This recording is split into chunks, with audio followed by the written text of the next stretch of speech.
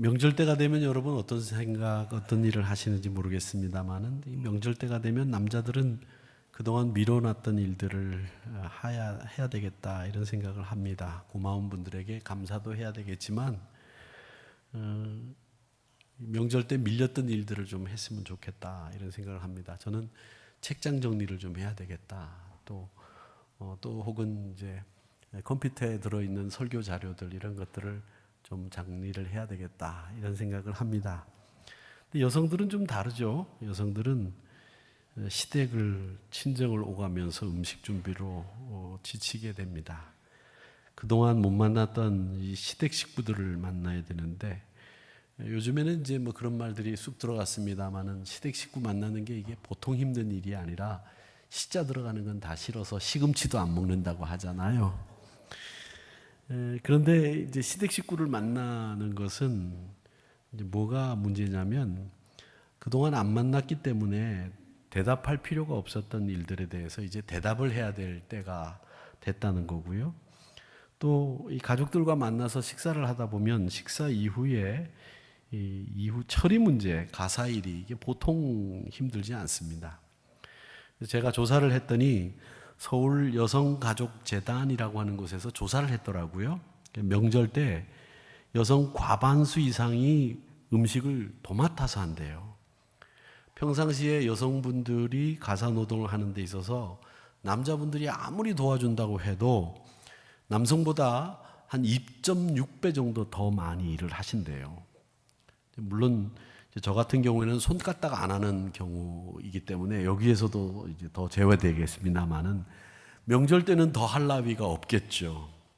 근데 이런 경우는 또 자녀가 있는 경우고 자녀나 가족이 없는 분들도 문제가 또 다릅니다. 혹 가족이 있다고 하더라도 가족 간에 왕래가 없는 분들이 대한민국에 사는 우리 한국 분들 가운데는 굉장히 많다 그래요. 멋쩍어서 대답을 회피한 분들까지 포함을 하면 더 많아지겠는데 가족 간의 왕래가 없는 분들의 통계가 통계청에 나와 있습니다. 그 통계가 몇 프로냐면 우리 국민 9.8%가 거의 10%죠. 10%가 가족 간에 의절하고 아예 왕래를 하지 않는다고 합니다. 그리고 이제 우리 한국 분들 가운데 1인 가족이 얼마나 되느냐 봤더니 1인 가족이 15.8%예요. 그러니까 15.8%의 1인 가족에다가 9.8%의 아예 왕래를 하지 않는 분들까지 하면 굉장히 많은 분들이 명절 때도 혼자 혹은 외롭게 보내신다는 겁니다. 그래서 교회에서는 교회 그 프로그램을 개발하는 목사님들 연구소 같은 데서 어떤 얘기를 하시냐면 명절 당일날 아침에 예배를 드리고 아침 식사를 교인들과 함께 같이 하는 것이 어떻겠느냐 이런 제안들을 하세요. 저는 그분들이 이제 연구소에 계신 목사님들이 아니고 목회하는 입장에서는 그건 안 된다 이런 생각을 해요. 왜 안 되느냐 하면 저희 교회 만약에 제가 광고를 합니다. 추석 명절 내일 아침에 아침 식사를 교회에서 준비를 해서 여러분들에게 제공해 드릴 테니까 아침 식사 혼자 하시는 분들 교회 와서 같이 합시다. 그리고 같이 예배 드립시다. 이렇게 말씀을 드리면 누가 나오겠냐는 거예요.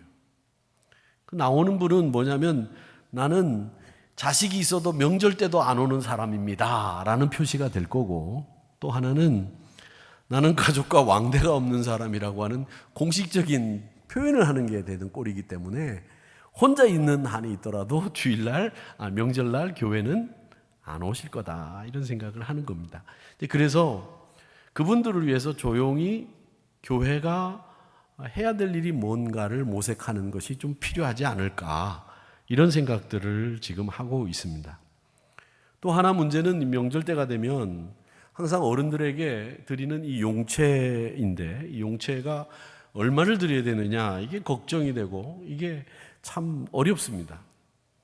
목사는 설교할 때마다 용채를 드리십시오. 많이 드리십시오. 이렇게 얘기를 하는데 지는 얼마나 할까 이런 생각을 혹시 교인들은 할는지는 모르겠습니다만은 어렵다고도 하니까 얼마를 드릴까 이런 생각을 하면서 명절을 맞이하게 되는 거죠.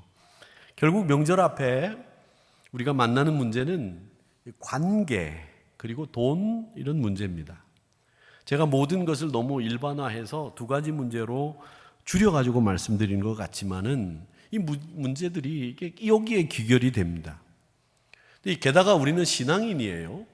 그러니까 이 신앙인은 명절을 어떻게 보내야 될까 이런 생각을 하게 되는 겁니다. 그러니까 명절이 꼭 기쁨만은 아니고 때로는 무거운 부담, 갈등, 또 홀로 계신 분들에게는 외로움이 더하게 찾아오는 때이기도 합니다. 사도 바울은 골로새 교인들에게 권면하는 말씀을 이렇게 하셨습니다. 하나님이 택하사 거룩하고 사랑받는 자처럼 너희들 긍휼, 자비, 겸손, 온유 그리고 오래 참음으로 옷을 입고 그리고 불만이 있거든 서로 용납하고 용서해주고 주께서 너희를 용서하신 것처럼 그렇게 하고 거기에다가 사랑을 더해야 된다. 그게 온전하게 우리를 매는 띠가 될 수 있다. 이렇게 말씀하셨습니다. 명절 앞에서 우리가 부딪히는 이런 갈등, 외로움의 문제, 관계 문제이거든요. 그 관계 문제를 풀어가는 비밀이 뭐냐? 바로 오늘 말씀처럼 새 사람을 입고 사랑에 매는 띠로 너희들의 관계 문제를 풀어가거라. 이렇게 말씀을 하시면서 이 추석 명절을 보내는 우리들에게 신앙인은 이렇게 명절을 보내야 됩니다. 라고 하는 지침을 알려주고 계시다는 거죠. 그래서 오늘 이 말씀을 보면서 우리는 이 명절을 신앙인으로서 어떻게 보내야 되느냐라는 생각을 하게 되는데 이 추석은 원래 풍요를 나누는 때였다고 합니다. 신라시대 기록에 보면 신라가 발해하고 전쟁을 하면서 전쟁을 이기기 위한 기원을 하면서 가졌던 그 행사가 추석이 됐다 이렇게 이야기를 하죠. 또 당나라 때인 서기 838년 정도에 장보고라는 사람이 적산원이라고 하는 곳에 있었는데 그 장보고를 옆에서 지켜보던 일본 사람이 남긴 일기가 있는데 그 일기에 보니까 신라 사람들인 이 장보고를 비롯한 신라 사람들이 이 추석 명절에 떡과 과일을 차리고 보름을 지내더라. 이 명절에는 음식 또 풍악, 가무를 하더라. 이런 기록들이 남아 있습니다. 이런 것을 볼 때 이 추석 명절은 중국의 세시풍습에 영향을 받은 명절이 아니라 우리나라 고유의 명절이구나라는 것을 알 수 있습니다.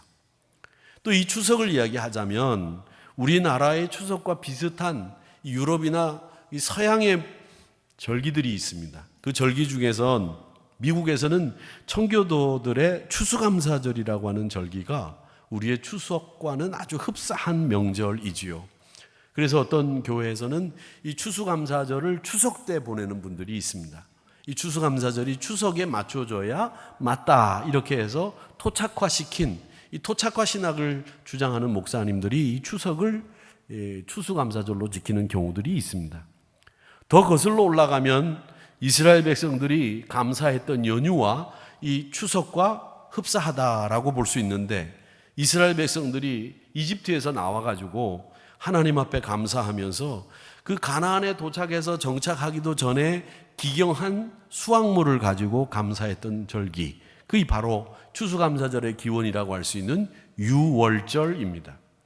이스라엘 백성들은 이 유월절을 패스오버라고 하죠. 이 유월절을 자신이 노예에서 자유인이 됐다고 하는 가장 기쁜 날, 그리고 자기 정체성을, 아이덴티티를 확인하는 이런 절기로 유월절을 지킵니다.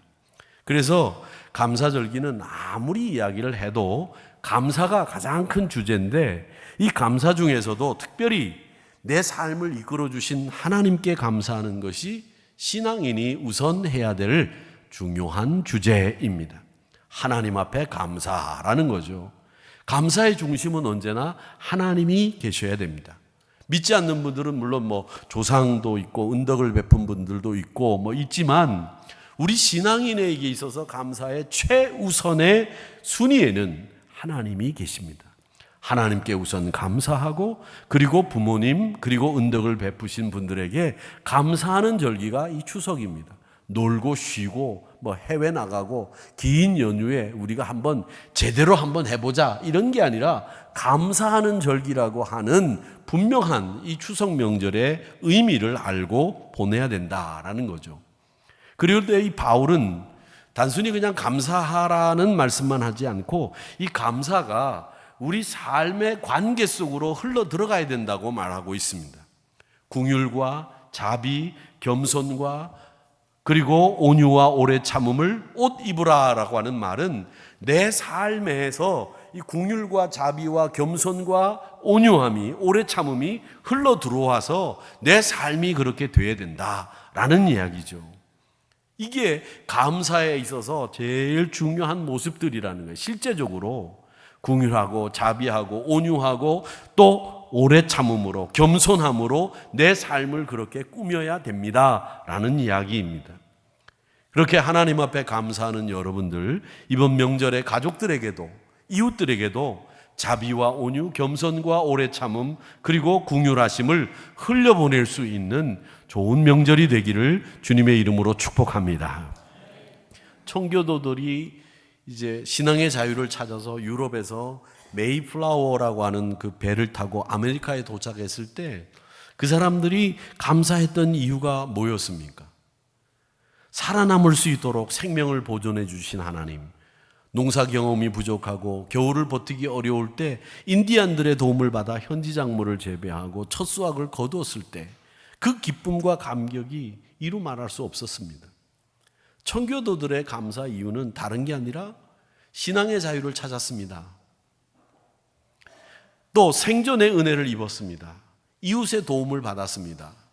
우리 공동체를 건설할 수 있었습니다. 라고 하는 이 감사 내용이 분명히 있었다는 거죠.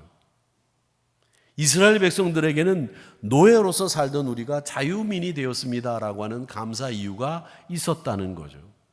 자, 그러면 우리에게는 이 추석 명절을 맞이해서 여러분은 어떤 감사가 있습니까?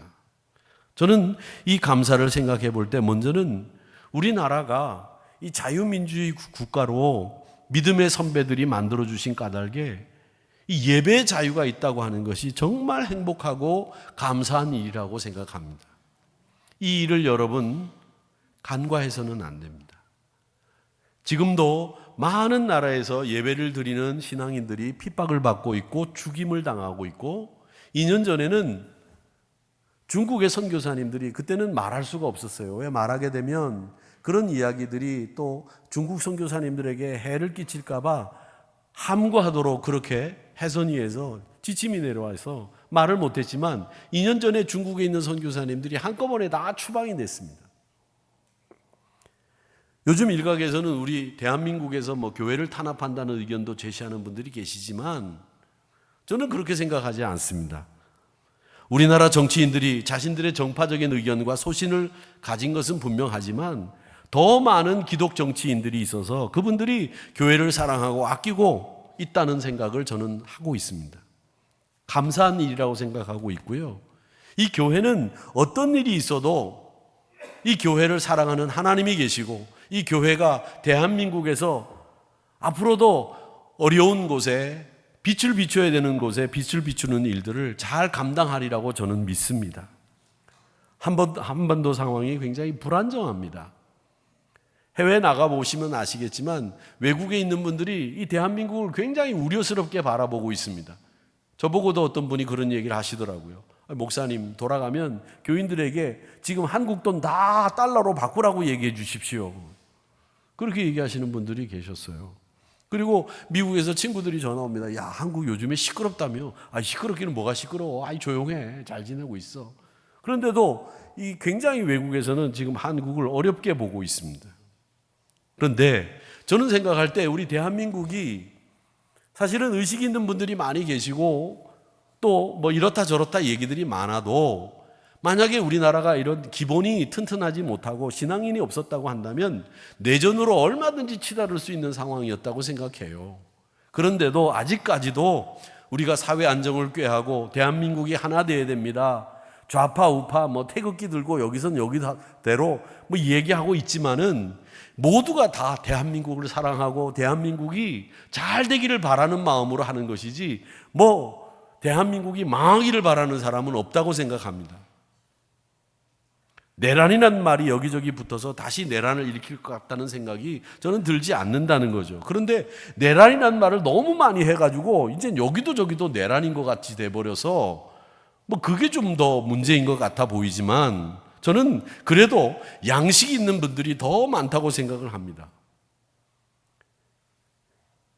경제가 굉장히 침체되어 있습니다. 고물가입니다. 청년 실업이 사회적인 약자들이 많이 양산되고 있습니다.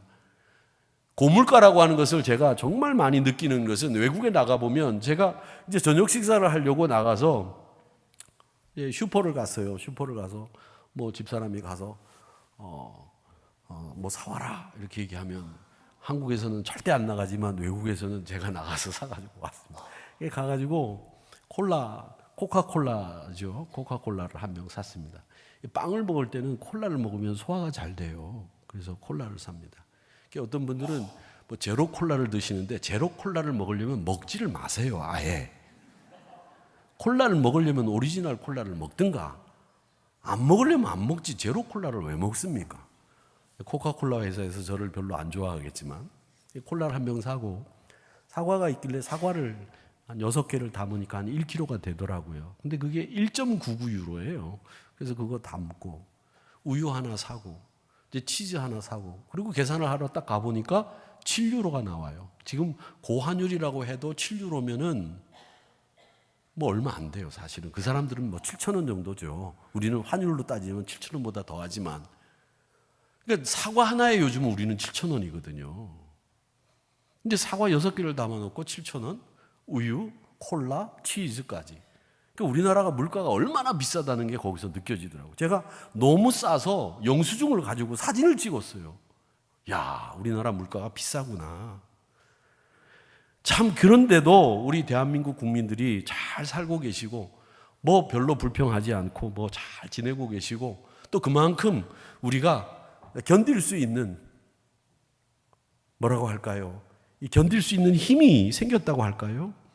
그래서 참 감사하다 이런 생각을 하고 있고 또 여전히 이 한국교회가 이 소금과 빛의 역할을 감당하고 있다는 것에 감사하고 있습니다. 제가 가기 전에 월드비전 강남지회 지부장이었기 때문에 그 월드비전 전국대회 사회를 보기 위해서 간 적이 있었는데 이 월드비전은 교회가 근간이 돼서 이 세상에 있는 어린이들을 구제하는 그런 곳입니다. 기아대체, NGO 단체들 중에서 또 사마리탄 펄스 이런 곳들이 다 교회를 근간으로 해서 사회 활동을 하고 있는 곳입니다. 무엇보다도 한국 사회에서 어려운 이웃들을 돕는 일에 제일 앞장서는 기관이 어디냐면 교회입니다. 교회가 여러 가지 비판의 직면에 있지만 그래도 역시 신뢰받을 만한 곳이 교회고 또 겸손히 본질로 돌아갈 수 있는 기회를 맞이한 것도 이 감사한 일이다. 저는 그런 생각을 했습니다.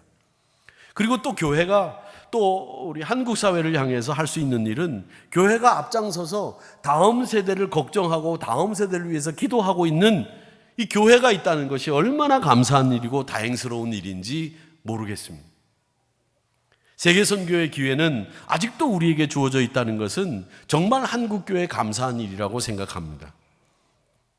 개인적으로도 사회가 이렇게 불안하지만은 여전히 하나님의 사랑은 우리에게 날마다 주어지고 있고 여러분들이 어렵고 힘들지만 필요한 양식과 여러분의 필요를 채워주시는 하나님의 은혜가 있다는 것은 너무나 감사한 일이라고 생각합니다. 이런 감사들이 우리 주변을 둘러보면 너무나 많다는 거죠. 그리고 여전히 우리가 이렇게 예배드리게 된 것은 감사할 일이 아닐 수가 없습니다.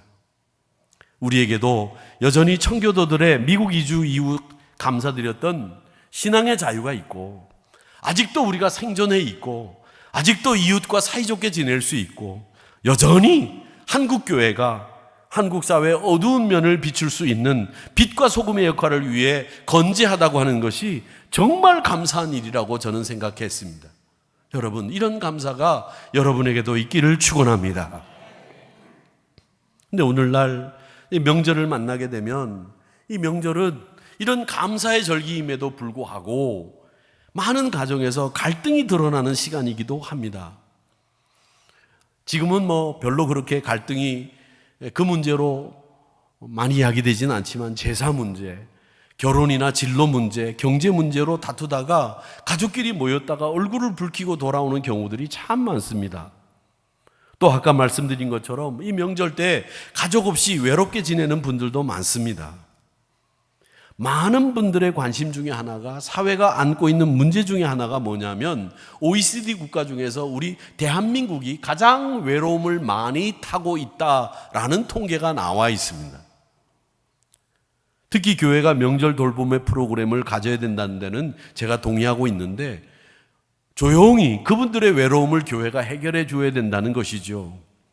1인 가족이 많다고 말씀드렸는데 그 1인 가족이 15.8%나 된다는 거예요.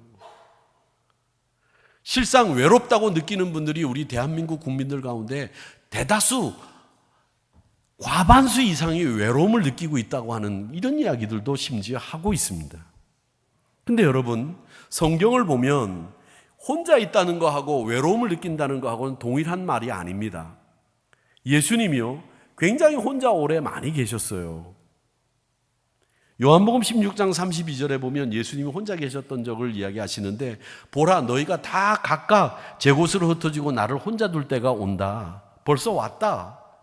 그런데 내가 혼자 있는 것이 아니라 아버지께서 나와 함께 계시다. 이렇게 말씀하셨거든요. 이 말은 뭡니까? 주님이 늘 하나님과 동행하고 계셨다는 거죠. 혼자 있다고 외로움을 느끼는 게 아니라는 말이에요. 예수님은 무리들이 말씀을 듣기 위해서 많이 몰려올 때 그 무리들을 물리치고 호수를 건너서 갈릴리 게네사렛 건너편으로 가시기도 하고 산으로 가시기도 하셨습니다. 혼자 계시려고 애를 많이 쓰셨죠. 그때 외로움을 느끼셨을까요? 아닙니다. 외롭지 않다는 거죠. 하나님이 나와 함께 계시다, 이렇게 말씀하셨습니다. 그러니까 성경에서 이야기하는 혼자라고 하는 말과 외로움이라고 하는 말은 동일한 말이 아닙니다. 외로움은 반드시 부정적인 체험이 동반이 되는데, 혼자 있는 것은 우리 심신을 긍정적으로 회복하는 시간이 될 수도 있고요. 또 혼자 있는 것은 자기를 돌아볼 수 있는 시간도 되고요. 창조적인 새로운 동기를 부여받을 수 있는 시간이 혼자 있는 시간입니다. 그런데 외로움은 소외감을 안겨다주고 좌절을 안겨다주고 희망을 빼앗아가 버리는 것이 외로움이라고 하는 감각입니다. 하나님이 보시기에도 좋지 않았던 감정이 외로움이라고 하는, 고독이라고 하는, 소외감이라고 하는 감정이었습니다. 그래서 뭐라고 말씀하셨느냐면, 아담을 보고 독초하는 것이 좋지 않아 보이니, 그래서 배필인 하와를 만들어 주신 겁니다. 결국 이 말은 뭐냐면, 사람들은 하나님과 사람들과 서로 관계를 맺으면서 살아가야 되는 존재라고 하는 말이죠. 관계 없이는 살아갈 수 없는 것이 사람이라는 존재라는 겁니다. 우리 사람은 사회적으로 지음을 받았고 하나님과 더불어 사랑을 주고받으면서 돈독한 관계를 맺을 수 있도록 지음을 받았다라는 말입니다. 이 사람들이 이 외로움을 그렇게 싫어하는 이유가 뭐냐? 외로움이라고 하는 것은 처지나 형편에 따라서 생기는 게 아니에요. 여자를 좋아해서, 여자를 좋아한다는 말이 좀 이상하게 들렸는데, 한 여성을 좋아해가지고 자기 왕위를 버린 사람이 있어요. 그게 누구냐면 윈저공이라는 분입니다. 윈저라는 사람이죠. 이 남자들의 옷 입는 법을 완성시킨 사람입니다. 넥타이는 이렇게 매라, 벨트는 이렇게 매고 옷은 이렇게 입어야 된다라고, 이게 그 사람이 완전히 그 복식, 남자 복식을 정한 사람이나 다름이 없는 사람이 윈저라는 사람입니다. 근데 그 윈저라는 사람이 심프슨이라고 하는 이혼녀를 좋아했어요. 그래서 결혼을 했습니다. 그리고 왕위를 버렸죠. 왜 왕위를 버렸냐면, 영국은 왕이 종교개혁을 영국은 하면서 이 종교개혁을 종교적인 이유로 개혁을 한 게 아니었거든요.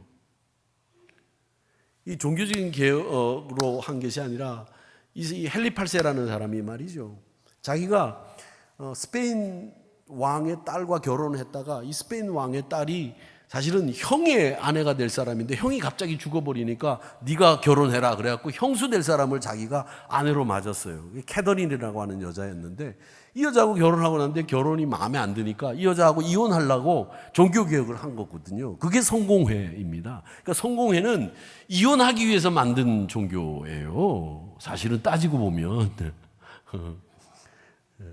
그래서 성공회 신부들은 결혼을 하거든요. 자기네들이 구교에서 종교개혁을 해서 나왔다고 해가지고. 그런데 이 성공회는 이 수장이, 즉 교황 같은 역할을 하는 사람이 국왕입니다. 근데 국왕이기 때문에 국왕은 이혼하면 안 돼요. 근데 이혼을 해야 되는, 이혼녀와 결혼을 해야 되잖아요.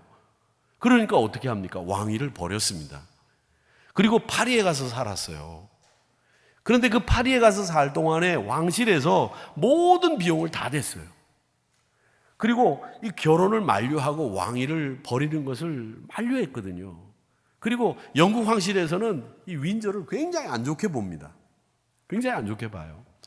근데 이 윈저가 프랑스 파리에서 살면서 황실에서 주는 돈으로 자기가 풍족하게 선왕 대접을 받으면서 살았는데도 나중에 죽을 때 그 회고록에는 가장 무서운 게 뭐였느냐? 아무도 안 찾아오는 그 외로움이 가장 큰 어려움이었다라고 회고하고 있습니다.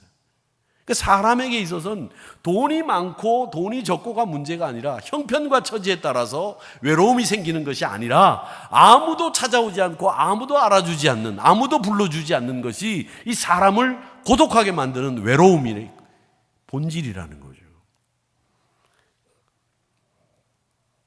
주님은 혼자 있기를 좋아하셨고 그 혼자 있는 시간을 경건을 위해서 사용하셨습니다. 전혀 외로움을 느낄 시간이 없으셨죠. 왜? 주님은 항상 혼자 있을 때 하나님과 깊은 영적인 교류를 하고 계셨기 때문에 외로움을 느낄 시간이 없으셨던 겁니다. 그러니까 외로움이라고 하는 것은 하나님과의 관계가 단절이 되고 이웃과의 관계가 단절이 됐을 때 외로움을 느끼는 거죠. 내가 주님처럼 하나님과 동행합니다. 이런 분명한 임재의식, 임마누엘의 의식이 있다고 하면 여러분, 외로움보다는 진정한 기쁨과 임마누엘의 체험이 여러분 삶 속에서 일어나게 될 줄로 믿습니다. 영적으로 침체되고 하나님과 단절이 되니까 이 외로움이라고 하는 감정이 우리에게 쏟아지어 내려오는 겁니다.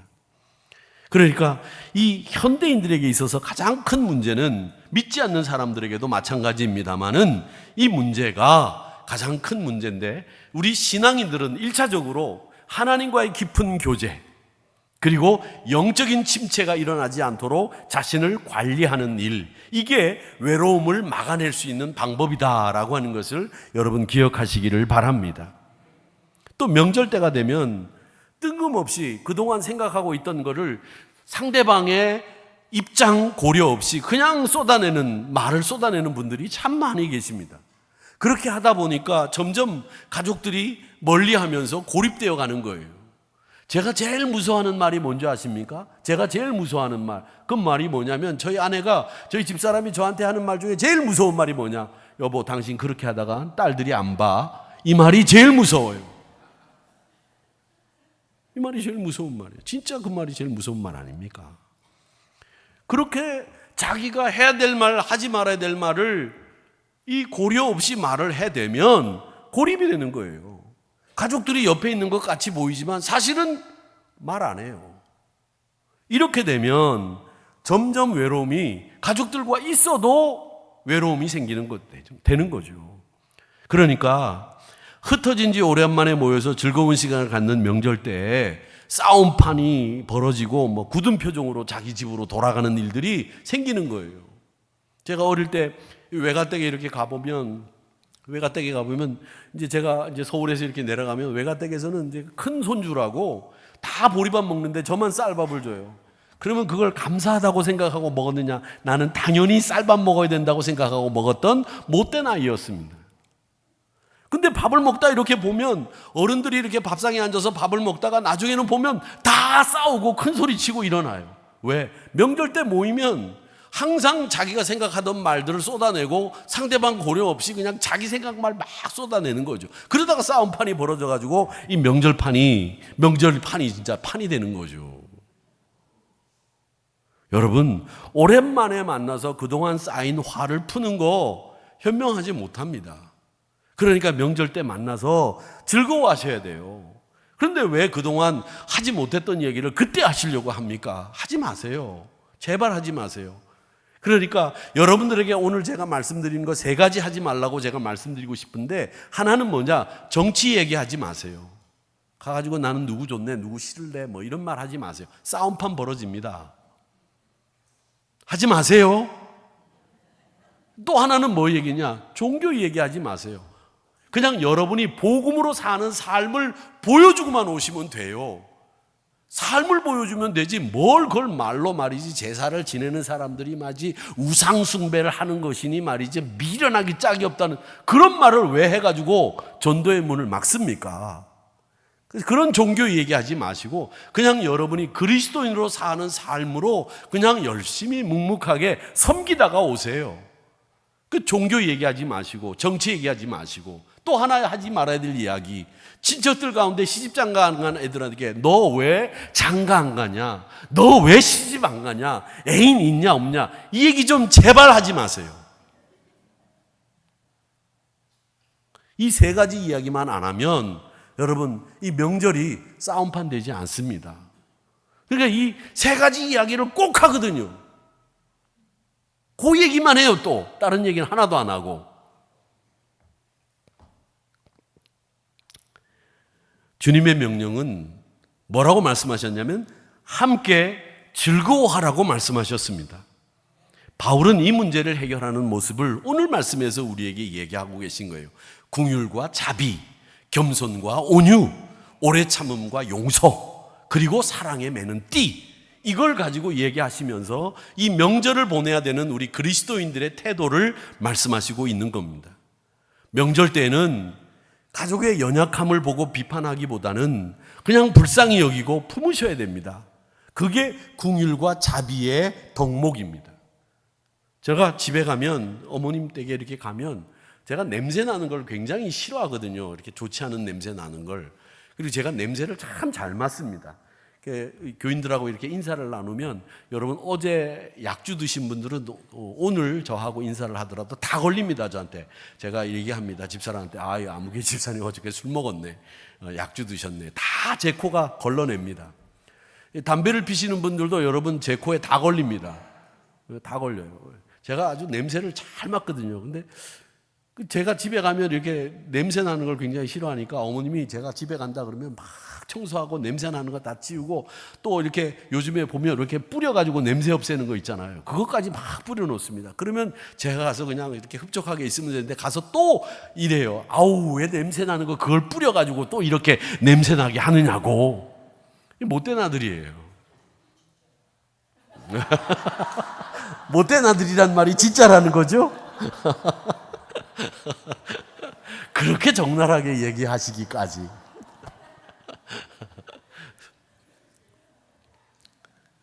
그런데 가가지고 그런 얘기 말고도 왜 어머니는 아버지는 이렇게 하시냐고 이런 얘기 하지 마세요. 그냥 어르신이니까 나이 드셨으니까 이렇게 사시는 거지 하고 그냥 이해하고, 여러분 우리도 나이 먹으면 그렇게 되는 거예요. 근데 나이 드신 분들 뭐 왜 이렇게 하고 있느냐 저렇게 하고 있느냐 잔소리하지 마세요. 그게 긍휼과 자비의 덕목입니다. 즐겁게 명절을 보내기 위해서는 그런 말씀하지 마시고요. 또 겸손과 온유라고 하는 것은 자기 의견 내세우고 종교 이야기, 정치 이야기, 결혼하라는 얘기 하지 마시고 상대방을 배려하는 태도를 보여주세요. 그냥 잘 왔니? 잘 지내니? 그냥 그렇게 물으시고 내가 너를 위해서 기도한다, 이렇게만 이야기해 주시면 돼요. 뭐 네가 남자친구가 있니? 여자친구가 있니? 왜 만나는데 아직까지도 사귀고 있니? 결혼은 언제 할 거니? 결혼할 때 뭐 해주실 거예요? 상대방을 좀 배려하고 말하는 태도, 이게 겸손과 온유이고요. 그다음에 오래 참음과 용서는 불만이 있으면 즉시 대립하지 마시고요. 우리 주님이 우리를 용서하신 것처럼 이해하시고 용납하세요. 이게 오늘 골로새서 말씀이 그렇게 얘기합니다. 용납해라. 불만이 있거든 용납해라. 터뜨리지 마라. 용서해라. 그런 다음에 이 모든 덕목을 묶는 띠가 사랑이다. 그 사랑이 없으면 화목은 결코 이루어질 수 없으니 사랑이라고 하는 띠로 너희들을 묶어라. 이렇게 이야기를 하시고 있습니다. 명절은 함께 즐거워하는 것을 선택하는 날입니다. 로마서 12장 15절의 말씀을 우리 같이 한번 읽어보겠습니다. 시작. 즐거워하는 자들과 함께 즐거워하고 우는 자들과 함께 울라. 즐거워하는 자들과 함께 즐거워하는 때가 명절입니다. 그렇기 때문에 여러분들 주님이 함께 거하심으로 가는 곳마다 여러분 때문에 천국의 즐거움이 확산되고 여러분 때문에 천국의 즐거움을 많은 분들이 체험하고 돌아올 수 있는 이런 명절이 되었으면 좋겠습니다. 조연경 씨가 쓴 세상에서 가장 멋진 프로포즈라고 하는 꽁트집이 있는데 수필이죠. 거기에 보면 이런 얘기가 있습니다. 어느 가난한 부부가 있는데 이제 아내가 출산할 때가 됐어요. 남편이 출산할 때가 돼서 아내에게 묻습니다. 여보, 당신 아기 나오면 내가 무슨 선물해 주면 좋을까? 요즘 여자들 같으면 나 아기 나면 돈 1,000만 원 줘. 그런데 이 아내는 내가 아기 낳으면 여보 나 장미꽃 꺾어서 당신이 나 갖다 주면 좋겠어. 이렇게 대답을 하는 거예요. 어떻게 이런 여자가 있을 수 있어요? 근데 어느 날 잠을 자는데 전화가 오는 거예요. 아내가 출산을 했다고요. 급히 산부인과로 달려가면서 보니까 새벽 2시예요. 그 순간 남편의 머릿속에는 아내의 약속이 생각이 났습니다. 장미꽃을 가지고 가야 되겠는데 그 시간에 문을 연 꽃집이 어디 있습니까? 가만히 생각해 보니까 자기가 새들어 사는 집 마당에 주인집 마당에 장미꽃이 있었던 거예요. 그래서 그 장미꽃을 꺾어가지고 아내에게 달려갑니다. 그런데 그 장미꽃을 꺾어서 가지고 가면서 남편의 마음에는 진한 감동이 일어나는 겁니다. 아내가 나를 사랑하는구나. 만약에 아내가 아이를 낳는 날 코트를 사달라거나 보석 반지를 사달라고 했으면 내 형편에는 도저히 할 수 없었을 텐데 새벽이든 밤이든 내가 할 수 있는 거 가서 꺾기만 하면 되는 거 그걸 요구했으니 정말 아내가 나를 사랑하는구나 이걸 깨달았다는 거죠. 저는 우리 하나님이 그런 분이라고 생각합니다. 하나님은 우리가 할 수 있는 것을 잘 알고 계세요. 그 할 수 있는 것을 하나님은 우리에게 말씀하시는 거죠. 그 할 수 있는 것이 뭐냐? 즐거운 명절 즐겁게 너희들이 만들어라. 그러기 위해서는 자비, 긍휼, 겸손, 온유함으로 오래 참음으로 옷을 입고 거기에 사랑에 매는 띠를 띄어서 너희들이 즐거움을 흘려보내는, 그래서 주님이 어떻게 우리를 사랑하시는지를 보여주는 그런 명절을 너희들이 보여주거라. 그리고 지내고 오라. 이렇게 말씀하신다고 저는 믿습니다. 그러기에 사랑하는 우리 성도 여러분, 성숙한 모습으로 주님이 우리에게 즐거워하는 사람들과 즐거워하라는 이 말씀 잘 기억하셔서 다음 주에는 더 즐거운 마음으로 우리와 함께 즐겁게 명절을 잘 보냈습니다 라고 하는 이런 마음으로 여러분과 함께 만나 뵙기를 바라고 소망하면서 즐거운 명절 잘 보내시기를 주님의 이름으로 축복합니다.